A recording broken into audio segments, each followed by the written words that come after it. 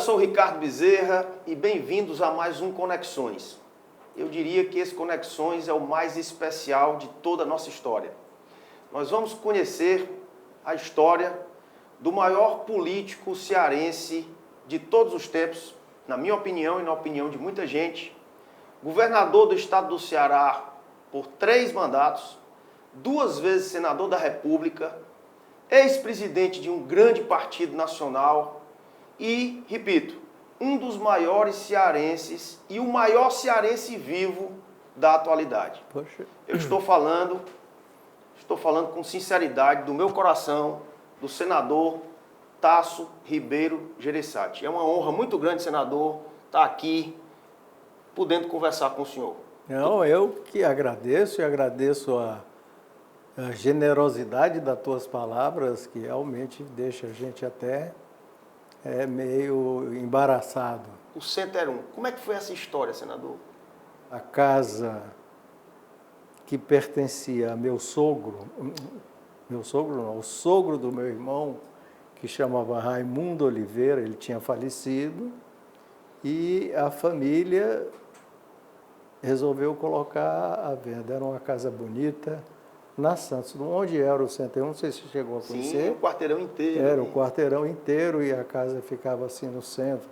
E eu disse para o meu irmão, por que nós não compramos? Eu sabia que estava vendendo, o meu irmão já era casado, nós poderíamos comprar esse terreno e fazer um empreendimento imobiliário e que eu pensava fazer um mini shopping center. E foi um sucesso. E os problemas do Center 1 começaram pelo excesso de sucesso. Porque quando eu disse, vou fazer um estacionamento, é louco fazer estacionamento, a rua toda para estacionar, ninguém vai precisar de estacionamento, vai gastar muito dinheiro. Então foi a falta de espaço para se expandir e o problema de estacionamento, que realmente ficou muito pequeno. Como é que surgiu a ideia de, vizinho a Salina Diogo, o senhor fazer esse mega empreendimento, o shopping da família cearense, o Iguatemi? Aí foi devido a esses problemas que eu lhe falei. Uma necessidade enorme, uma pressão enorme de lojistas que não tinham vindo para o shopping, para o Center 1, de virem para o shopping, e começou, vamos dizer, a crescer a ideia de outros empresários de fazerem uma coisa semelhante, porque no Iguatemi não dava mais, no Center 1 não dava mais. O local, a ideia do local. A do local, bom, esse nós fizemos com mais cuidado. O que eu fiz? Nessa época, eu disse, agora vamos fazer um shopping center lá americano. Realmente um shopping center dos padrões que os americanos fazem, como eles fazem, com conceitos teóricos de shopping center. E eu contratei uma empresa americana, uma consultoria americana especializada em shopping center e que tinha uma experiência de muitos anos, desde praticamente o início da era de shopping centers americano. E primeiro eu fiz uma visita aos Estados Unidos com eles, em que percorri alguns estados americanos com eles como guias ou professores. Esse shopping center deu certo por causa disso, esse não deu certo, esse é um shopping para mais alta renda, esse é um shopping mais popular. Enfim, esse é um grande sucesso. E eu vi todo tipo de shopping lá e os contratei primeiro para isso e depois eles fizeram um estudo de mercado. Fizeram um estudo urbano de Fortaleza para onde a cidade iria crescer. E aí fizemos um negócio que chamamos de primeira fase, mas já pensando em segundo, até porque nós tínhamos aprendido com o Center 1. Já pensando em sua expansão. Foi um sucesso maior ainda, né, senador? Engasgou os 2 primeiros anos, foi devagar, por causa do problema de acesso. Aqui era uma rua bem estreitinha, que descia Aqui que o e... senador está falando é a Avenida Engenheiro Santana Júnior, né? É Santana Júnior. Quando chegava aqui no Rio Cocó, ele tinha uma pontezinha fuleiragem, pequena como que diz o quando cearense. chovia ela inundava. E então nós conseguimos na prefeitura fazer, dobrar essa avenida, depois do lado de lá, e aí a coisa realmente... Fluiu.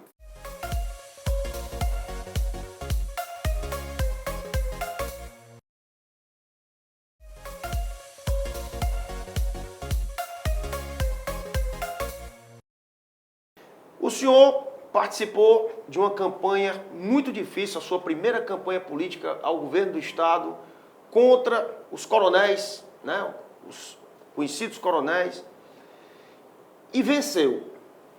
Mas o senhor pensava que não ia vencer. Como é que foi essa luta? Diga em rápidas palavras.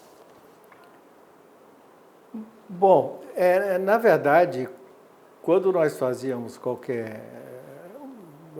Acabei aceitando por várias razões.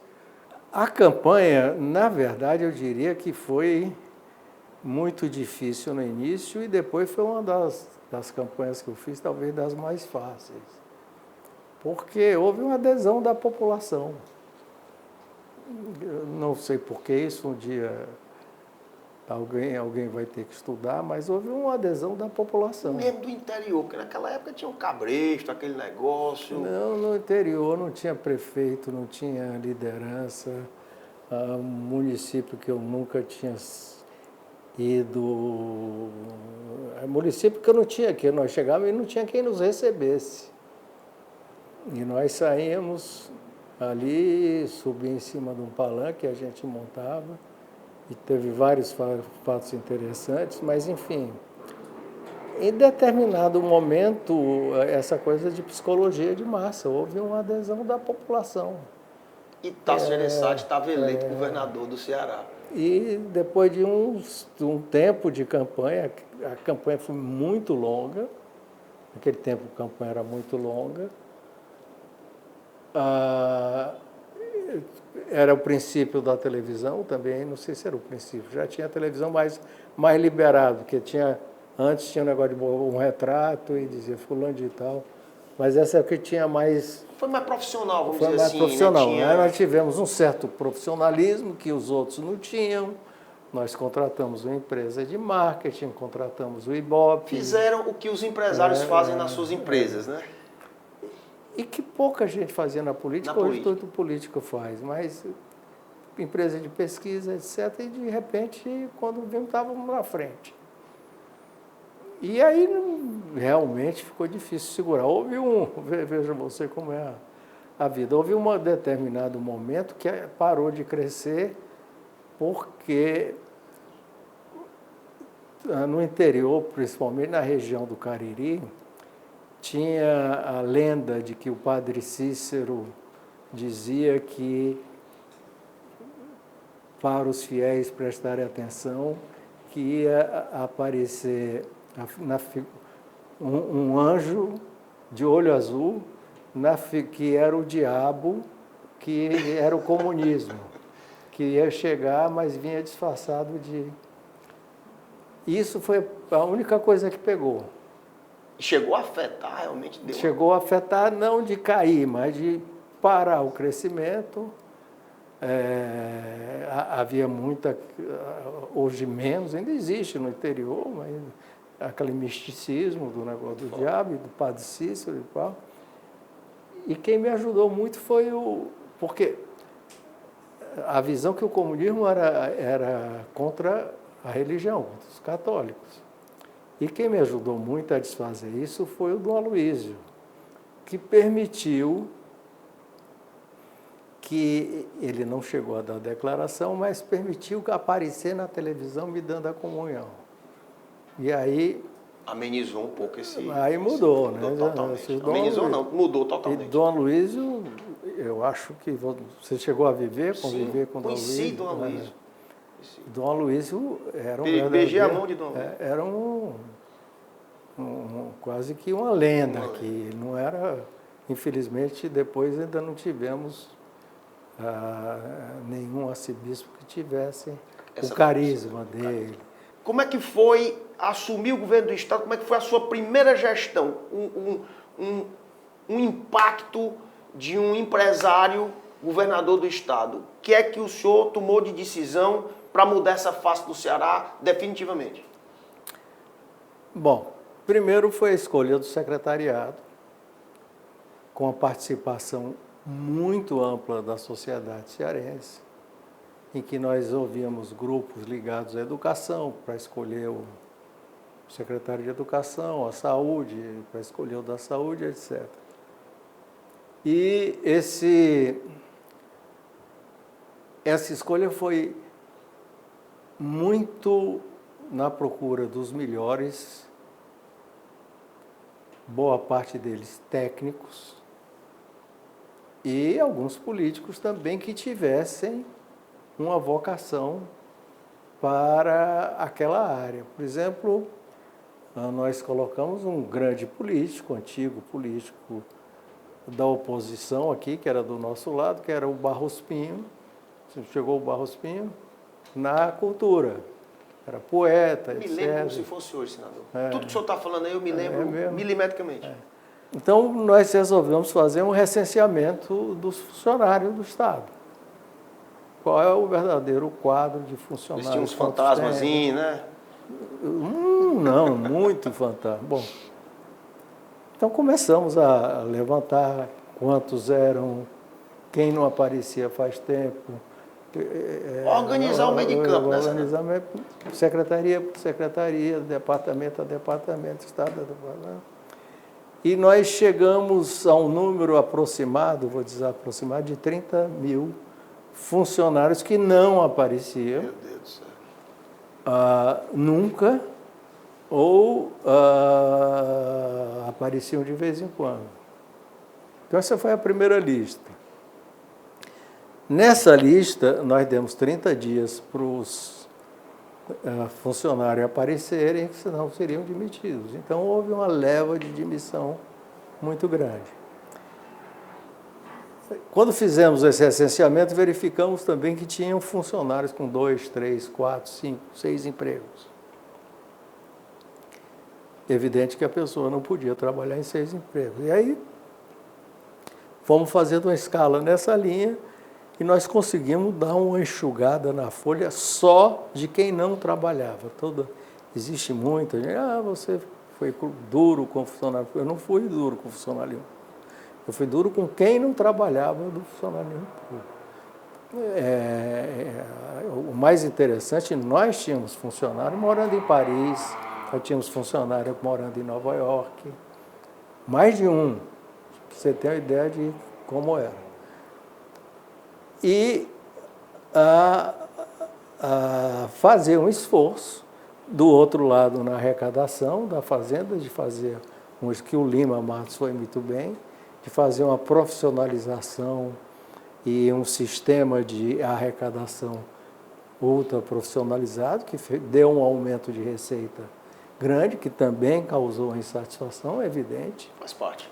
E daí eu acho que mais ou menos 6 meses nós conseguimos equilibrar as contas. Equilibrar as contas, já sobrar um pouquinho e começar a pagar o funcionalismo, mas pagar o atrasado.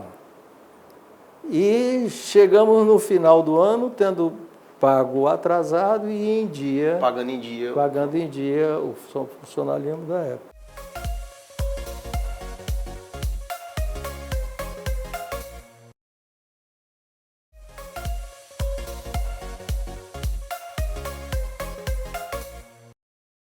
O senhor lançou Ciro Gomes, não na política, mas como governador do Estado, e daí um desenvolvimento da família Ferreira Gomes.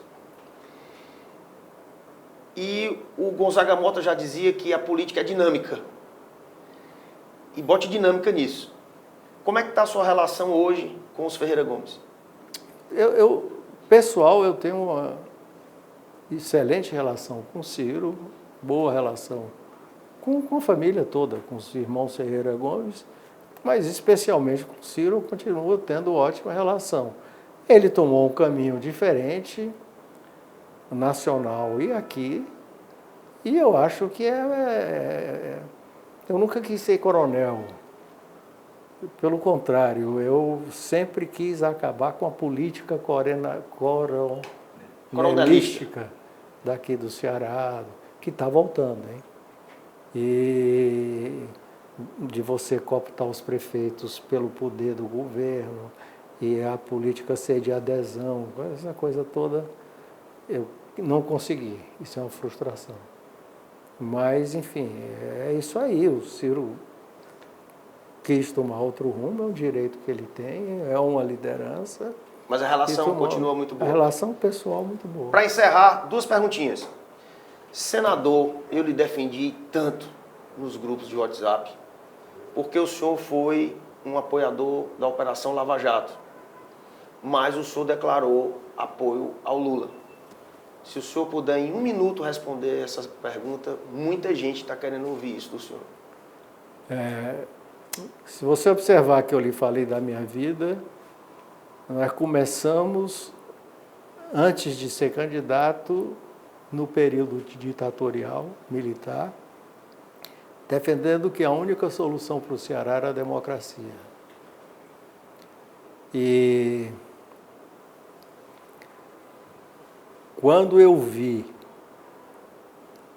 a democracia em risco e o autoritarismo e a possibilidade de criação de perspectiva e ambiente para golpes, eu não tive a menor dúvida em apoiar um candidato que eu não tenho nenhuma afinidade, nenhuma não, principalmente na área econômica, não tenho nenhuma afinidade com o seu pensamento econômico, mas é um democrata. E qualquer coisa que ameaçasse a democracia, nós não apoiaríamos nunca. E eu já sabia disso. Eu disse isso aqui já na campanha em 18, quando alguns grupos ligados a nós aqui, nós pagamos caro por isso, disseram para nós apoiarmos o Bolsonaro, e que eu disse, eu não apoio.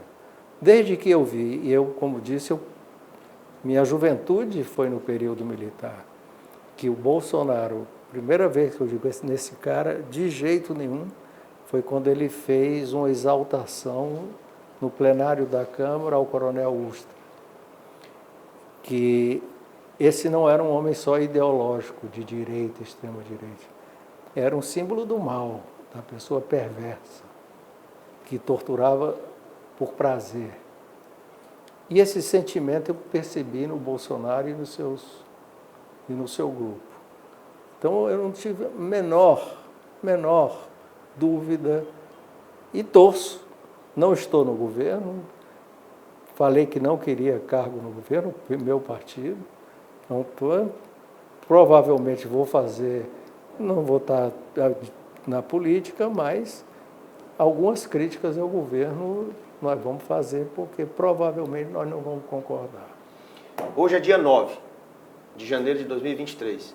Ontem, os 3 símbolos dos 3 poderes da República foram massacrados por vândalos, para não dizer terroristas. Qual é a sua visão sobre esse fato e o que é que isso mudou doravante no Brasil? Isso estava decantado pelo Bolsonaro. Desde que ele falou em Ustra para cá... Não podia dar em outra coisa. Não podia dar em outra coisa. Não foi uma tentativa golpista. A República Brasileira foi atacada. Não foi as instalações físicas, quebrar a cadeira de um de outro. Foi as instituições democráticas do Brasil que foram derrotadas e comprovando tudo aquilo que, infelizmente, que eu tinha medo no Bolsonaro e percebia que é o que ele queria. Ontem, uma pessoa, minha amiga, que discutiu muito comigo esse ponto, me ligou e disse, você tinha razão. Só isso. Só isso. Senador, seu recado final para a humanidade. O senhor acredita no Brasil, na democracia brasileira? O Brasil tem futuro? Vai ser primeiro mundo algum dia? O Brasil melhorou muito. Eu acho que há um retrocesso depois desse caso na política, mas na economia, no social, na educação, na própria saúde, com retrocessos, melhorou muito e vai melhorar muito mais. Não vamos ter percalços. Tenho preocupação grande com o programa econômico do Lula, do jeito que ele está começando. Acho que está com alguns equívocos, mas a longo prazo a curva tem a tendência crescente. Será que algum dia eu vou voltar no Tasso Gereissati para presidente? Para presidente? É mais provável se você se filiar em Pacuti para prefeito de Pacuti.